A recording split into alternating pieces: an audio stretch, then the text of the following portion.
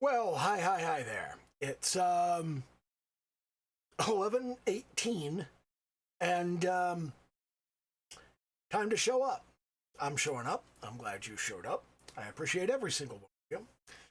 And do the little YouTube dance. Like, comment, subscribe, all that happy horse shit. And let's shit in the box. I have been crawling through gravel, so to speak, for the last couple of days. Pretty much all week, really. It's just like I was saying last week when I was talking about how, you run into a problem and it's gravel. It's just, it like stops you dead and you got to get back up and get on the board. And the problem is that there's just so much gravel, I have trouble seeing the point of getting on the board. I tried to do that little, the self, just that little sort of, the word is just going out of my head, but just like self-analysis, where you just like take the temperature of what you're doing and see whether you're doing a good job. And, a couple of days ago I did that and I wasn't doing a very good job and I got very demoralized and then I said, hey, I should go back and I should do more sculpting. So today I've been working on ears. It's kind of weird. You have these little disembodied ears just kind of stuck to the top of the Tupperware container. And this is the first one that I did, and it has kind of the surface features of ears, but it's not very good. And then you got this one, which is much better formed, much better shaped, but it's still not good. I mean, it's recognizably an ear, and the thing is, there's a very noticeable kind of hollow in the ear here. That when I was doing it here, I was thinking of the ear as mostly flat with just like some ridges in it. And it's not. There's this very deep hollow here, and that kind of has to be modeled. Where you have the, you model the tunnel, and then you put the flap of the ear around it. And I've just been kind of trying to puzzle that out. And I've done some work on noses, and I've done some work on eyes, and I've done some work on ears. I haven't done a lot of work on mouths. I should do work on mouths. I guess I'll get to that later. I'm just kind of moving my way down, I suppose. But that's been very frustrating. And let's refocus.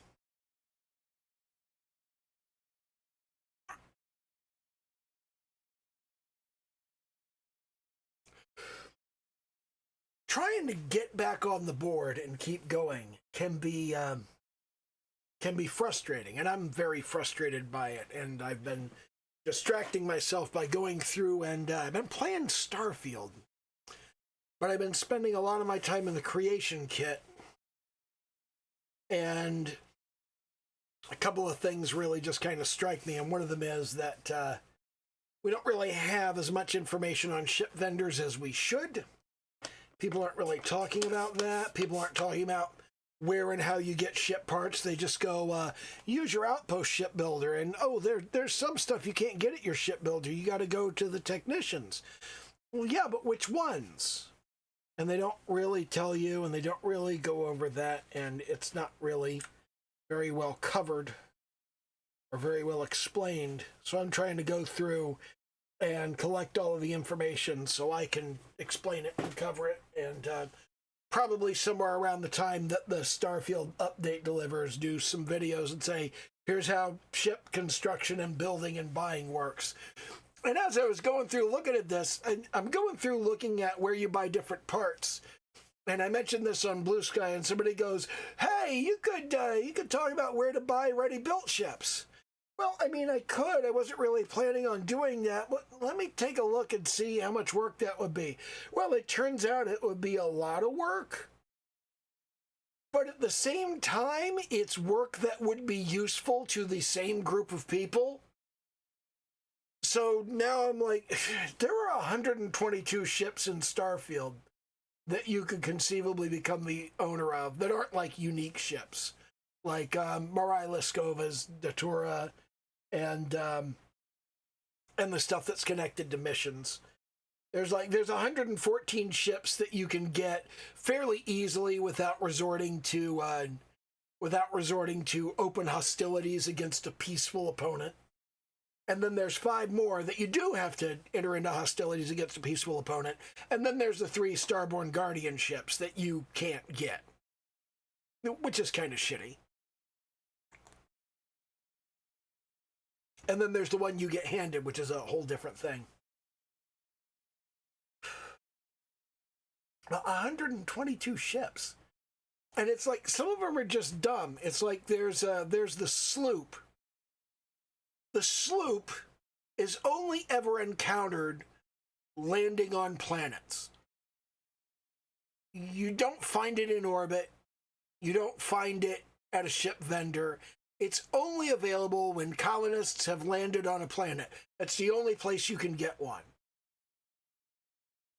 It's not a very impressive ship. There's nothing really to speak of about it. It's just not interesting in any way. But it's a thing. You could get one. You just have to break into the ship and kill the people that are already on it, and then you can steal it. I mean, you do a fair bit of that anyway, but usually it's spacers or Ecliptic or Crimson Fleet. It's not typically colonists.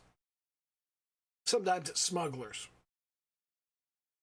And I went over. It's interesting. There's one ship that the United Colonies uses a lot in its Navy and security forces, including SysDef. And this ship is the Dagger. You can't buy it anywhere. But there's one parked at the Vulture's Roost. So you can go there and steal one, but that's the only place you can get one without, like, attacking the UC and stealing their ship. I'm putting a lot of time into that. I have put some time into the ears, and I haven't put any time into working in Clip Studio Paint. I haven't been doing any drawing or painting. I should do more of that. I haven't been doing any music. I've settled on, I'm going to switch over to Reaper, and I just need to take the work that I've done in LMMS and transfer it over to Reaper so that I can get some good... so that I can get a good understanding of how to put this stuff that I'm already doing into Reaper. And that way I can add additional stuff. As I learn more about how to use Reaper, then I will be able to do more and cooler stuff in it. And I've put, like, no time toward that. And obviously I haven't been writing any fucking code. I've just been dicking around mostly. Not doing much of anything.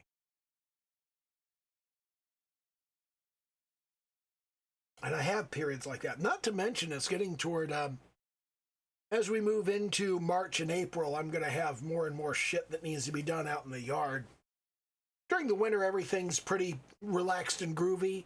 But then 10 acres is a lot to take care of in the spring and summer. And even in the autumn, really. But once we really kind of get into deep autumn, things kind of slow down. So I get like a 4 to 6 month period that everything's pretty chill. And then the rest of the year, there's a bunch of shit that needs to be done out in the yard. It's the nature of things. So I don't know. I don't really have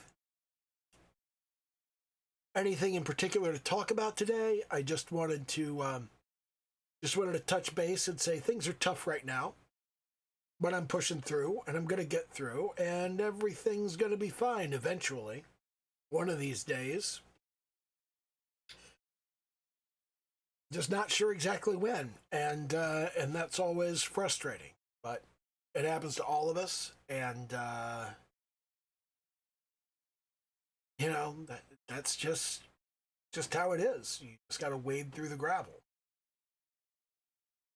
I don't know. That's kind of all. Okay, bye.